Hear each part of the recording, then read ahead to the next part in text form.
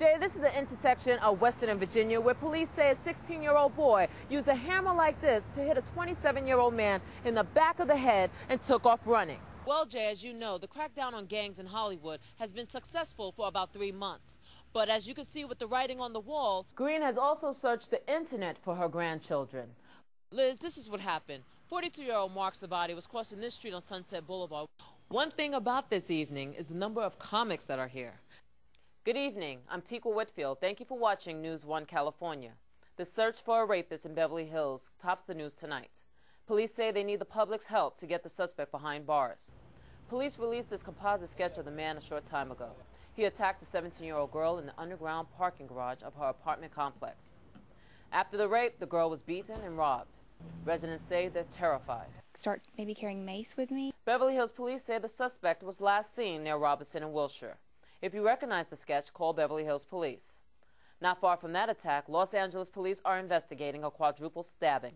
Police say the attack was the result of a gang fight. The injuries range from surface wounds to deep cuts. It happened about 8 o'clock tonight on the 3400 block of Olympic. Witnesses say a group of taggers confronted a group of skaters.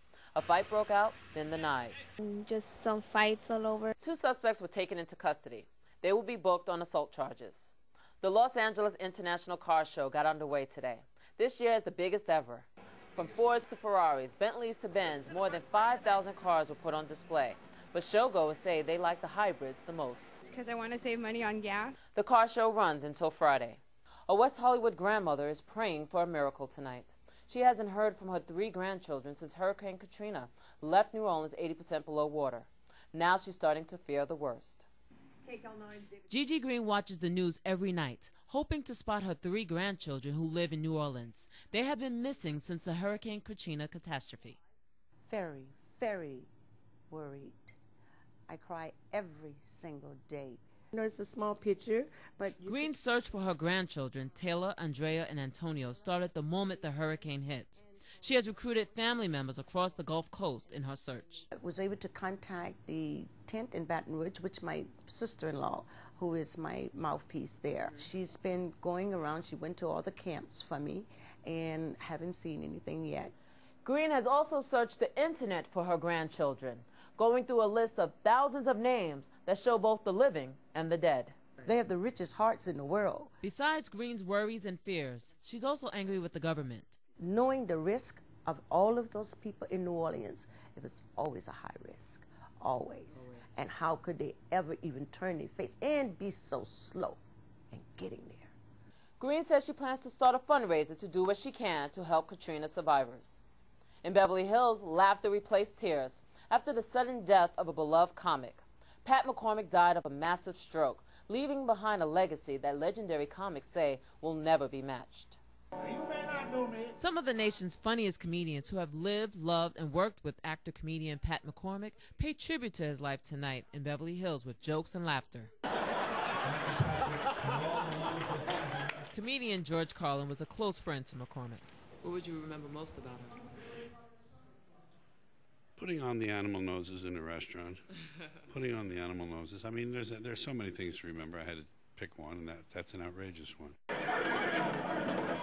McCormick worked in show business for 60 years, appearing in movies such as Smokey and the Bandit and Buffalo Bills and Indians. He also wrote comedy for Johnny Carson and Bill Cosby. Comedian Jack Rowley says he had a great influence in comedy. The freedom that he had, the freedom he had about his material and humor, and there was never a thing where that's not funny. There was always something funny with him. There's 2 people in his category. There's Pat and there's Rodney Dangerfield. Are the 2 people who other comics stand around quoting. One thing about this evening is the number of comics that are here. Not just any comics, legends. Only short Jews are funny. My name is Jack, and I'm a Pataholic. This day marks an end to the life of a comic genius, but screen legends Carl Reiner and Shirley Jones remembers McCormick as more than a funny man. What I remember most about him is him saying something that nobody else could possibly put together. Well, you know, he was an Irish Catholic. I mean, you know, he had that great sort of spiritual side as well, even though he never showed it. But he did have some of that. McCormick was 78 years old. He leaves behind a 28-year-old son and grandson. That's going to do it for tonight. I'm Tiqua Whitfield. Thank you for watching News 1 California. Good night.